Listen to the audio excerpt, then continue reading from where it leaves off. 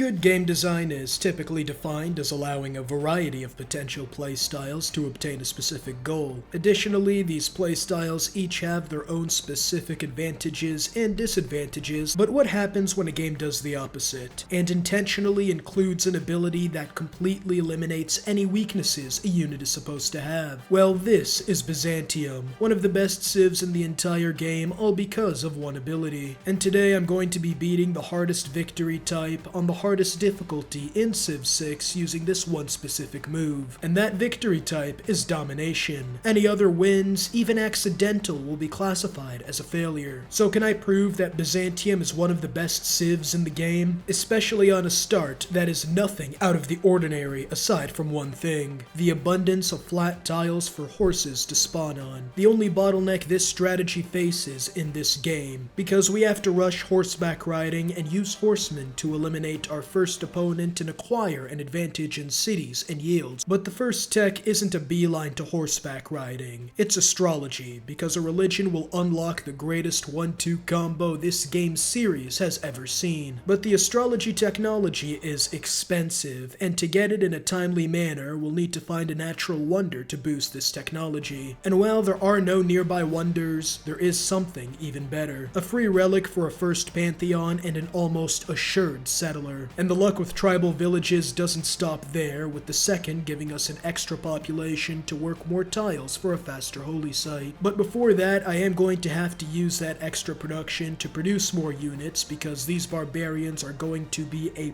problem if we don't deal with them quickly. Unfortunately, the bad luck doesn't stop there, as after obtaining my pantheon, the free settler was already taken, which is brutal. I was banking on the free settler to save over 10 turns of production, but this setback wasn't the end, as production on marshes allows me to make up some of those lost resources. And that extra production is going to be necessary because there are absolutely zero natural wonders near our location, and so hard researching astrology put us even further behind, which is especially bad when you consider there are only a limited amount of religions that can be founded in a game. But that was the only technology that we failed to boost, as after killing a unit with a slinger, all we need to do is build a pasture, which is a given with the horse resource that spawned near our capital. And these horses cannot be improved fast enough, as we've already met our likely first target, China, and soon after Poundmaker. But it was the third civ we met that we really want to go after: the naval-focused civilization Indonesia, who ends up being the closest civ we can take out. That was until China ruined our plans, taking up real estate that we needed to get to Indonesia, making this game that much harder. And that's because of the loyalty mechanic. With no cities close to Indonesia's, it will have to be a lightning-fast conquest before we face revolts on every front. Thankfully, this wasn't made harder, as both my neighbors are in normal ages, so loyalty will be manageable. The age ability is, funnily enough, going to be Exodus of the Evangelist, since if this strategy works, then I will be in a permanent golden age for the rest of the game, which is given a bit of a kickstart with the era score we get from both the Great Prophet and the religion we founded on the same turn we unlock the Horsemen. For the religion, the first belief really doesn't matter, because it's actually one of Basil's abilities that makes religion so strong. Taxis gives 3 combat strength to all units for every holy city under your control, including your own. But the second belief is a no-brainer. You see, the reason Byzantium goes from maybe B or C tier to holy shit, they're unstoppable, is their ability to convert cities by simply eliminating nearby units. But this is only the setup, because when fighting a city that follows your founded religion, your cavalry ignores walls, making the one weakness of horse units null and void. But the thing that makes them truly unstoppable is the perfect synergy with Crusade. 10 combat strength when fighting in foreign city tiles that follow your religion. And all of that is without even factoring in Tagmas, but we'll get into that later, because I smell an opportunity. China and Indonesia are at war, and with so many low health, weak units, even with our 1 horseman and army not yet ready, we declare war on Indonesia and begin the boom or doom stage of our campaign. If we take her 5 to 6 developed cities before China does, then we will have all the yields to take the lead in every aspect of the game. But before those cities, we need to eliminate her units, and every unit I take out is another city converted, giving 4 era score for converting enemy cities during wartime, while also giving us another 2 thanks to our dedication fortification. In just a few turns, I've already guaranteed myself a golden age, but now it's time for the best part. Crusade, unlike most abilities, actually works on cities. So I pretty much have medieval era knights while Indonesia is still stuck in ancient times. And this strength difference is on full display when after just 3 hits with my horsemen, the first of many cities fell under our control, and it only gets better. With each city she loses, the more her already weak units die, leaving her capital wide open to be captured just 2 turns later. But even after such a lightning-quick success, there's still something that gives me pause. China's units are at my border. That's casus belli enough. With Indonesia's units already dead, I wipe out the Chinese military caught by surprise. And with nothing left to stop me, both China's and Indonesia's cities are eliminated in record time, giving me all the cities I need to blow past the AI. But there's a problem. China's too far away to finish off, and with her military dead, I don't have a way of converting her cities to my religion. So I elect to make peace and work to regather my forces for a second push. But Indonesia is not so lucky, putting us ahead of every other civ in the game, but only in theory. We need time to build up our empire and overtake the AI. But that is time we simply don't have, as after not only swiping Indonesia from out under her, but also taking one of her core cities, well, China decided that she would have her revenge, and her unique unit would lead that surprise invasion.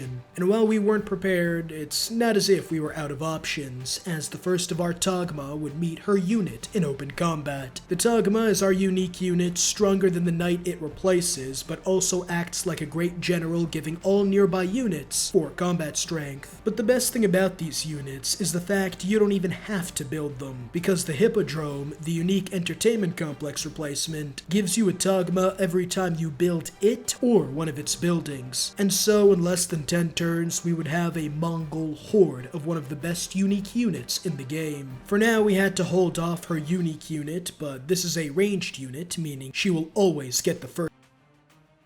This is going to be easy, especially when you consider the Crusade and wall-ignoring bonuses on Cavalry also work on Tagma, which is fully displayed after we use just 2 to eliminate the walls of her frontier city in a single turn. And with 70 combat strength, it's like we have tanks in the medieval era, which makes me wonder, how would actual tanks work? My daydream was this much closer to becoming reality when we get the Chorus Voidsinger promotion, which means we will be the most advanced nation for the rest of the game, by far. But that might not matter, as after taking the frontier city, I realized that they have excellent defensive positioning, and more importantly, have not converted to our religion. It seems that I need religious units after all, and so go theocracy to boost their strength, while more of my Tagmas pour to the front line. Eventually, after dealing with the crouching tigers, the Western army comes in and manages to eliminate some units, converting the western half of our empire, but not converting the ones I needed, so I bought apostles for the rest. However, that may have been unnecessary, as after taking Chengdu, I can finally advance out east, taking the city in the process. But it was the easternmost Chinese city that was impossible to convert, and just as it looked like a few of my units would die in the siege, we finally used our apostles to get Crusade, and from there, finish off the Chinese with our unique unit. But in our moment of triumph, we also discovered what would soon be our biggest obstacle, a massive mountain range guarded by barbarians in the south and few openings in the north. This made our situation difficult because if we give other civs time, they might be able to set up a defensive front line we can't hope to overcome. And so we have to act fast and go for Mali right now. And after using the apostles to convert their first city, I make my move. But these mountains make movement difficult, which is made worse when advanced musketmen begin popping up, requiring us to obtain new technologies. But with Crusade and a buff taxis, we were able to kill a number of units, as well as a city to break through the fortifications and finally gain the upper hand. Using this upper hand to get to the point where every city was converted and their armies were eviscerated. But there's still work to do. We make cores out of our units, increasing both combat strength and my sanity by reducing the clutter on the screen, before finally obtaining the technological upgrade, Corsairs. And combined with our abilities, my now near 100 combat strength industrial era units outclass everything Mali had from here on, as we finally wiped out the nation with perfect defensive positioning. And with such an advantage in yields, getting tanks and eventually tank armies was all too easy, as there are now only 2 civilizations remaining. But why go for them separately when I can take both at once? And as much as I want to say this was difficult,